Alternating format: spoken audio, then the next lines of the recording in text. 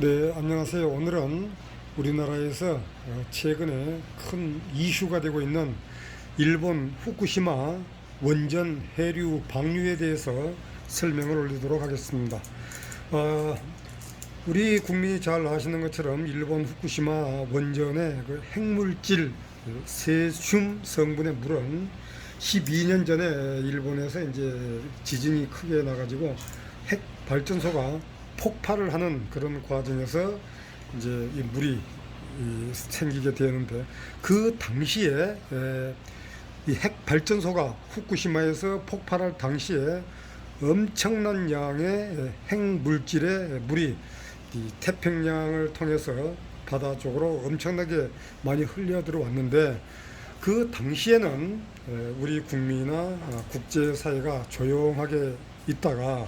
최근에 와서 후쿠시마 원전에 물을 이제 방류를 본격적으로 시작하니까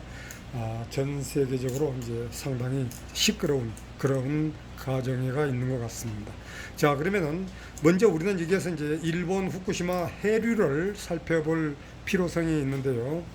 자, 여기에서 보시는 것처럼 일본 후쿠시마 앞바다에는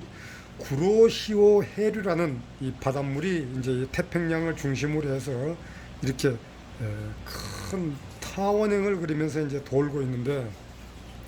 우리가 여기에서 크게 중요하게 느껴야 될 점은, 그러면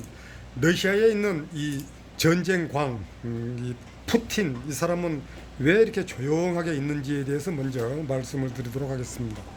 자, 우리가 여기에서 보시는 것처럼 러시아 쪽 방향에서는 일본 쪽으로 오야시오라는 해류가 이렇게 내려오고 있기 때문에 이 일본 후쿠시마 원전 물이 러시아 쪽으로는 쉽게 가지 않는다는 사실입니다. 그러다 보니까 러시아 푸틴은 조용하게 지키만 보고 있을 뿐입니다. 자, 그러면 여기에서 일본 지도, 국토를 한번 살펴보겠습니다. 자, 일본 지도는 이렇게 길쭉하게 이렇게 지금 생겨서 우리 한국 동해 쪽으로 후쿠시마가 붙어 있는 게 아니고 동해 건너편인 반대쪽에 이 후쿠시마가 있어서, 이게 방류된 물은 태평양 바다 쪽으로 이렇게 쭉 해류를 따라 흘러서 가장 먼저 도착하는 나라는 캐나다 앞바다입니다. 그 다음에 캐나다 앞바다를 지나서 미국 앞바다 캘리포니아 해류를 따라서 이렇게 가는데, 자, 그러면 우리가 여기에서 중요한 부분이 일본 후쿠시마에서 흘려보내는 이 원전 물이 미국이나 캐나다 앞바다로 먼저 가는데, 왜 미국의 이 바이든 대통령은 연세가 물론 많은 것도 있지만 왜 일본 편을 들이냐, 이런 점이 굉장히 중요한데, 이 바이든 이 사람이 가장 첫째는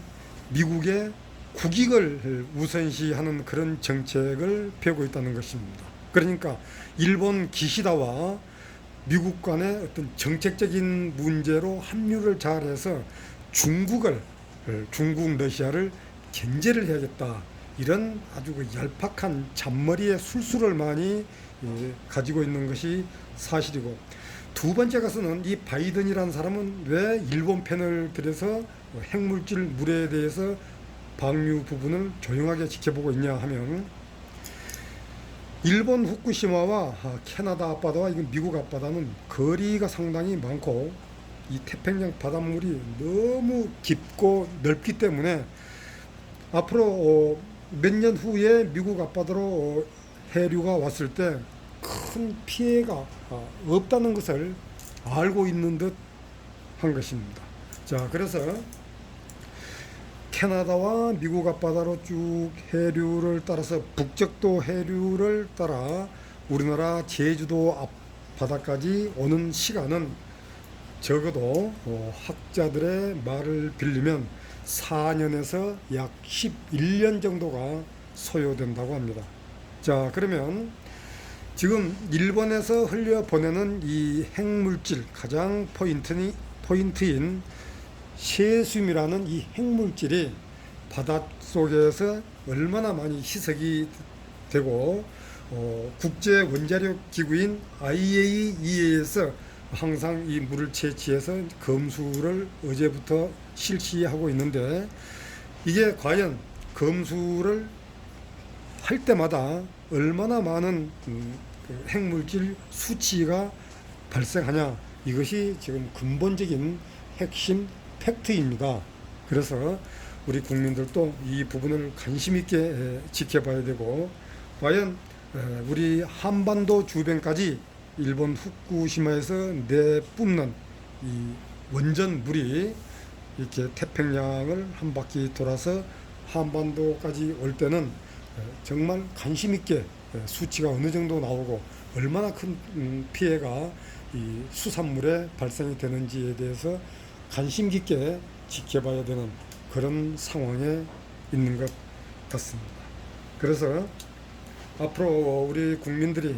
이 해산물을 지금 멀리하는 경향이 있는데, 저 개인적으로는 아직은 큰 피해가 없는 그 좋은 기회를 틈타서 뭐 전복이나 대게 각종 수산물이 가격이 거래가 잘 되지 않고 폭락을 할 때 지금 많이 드시는 것도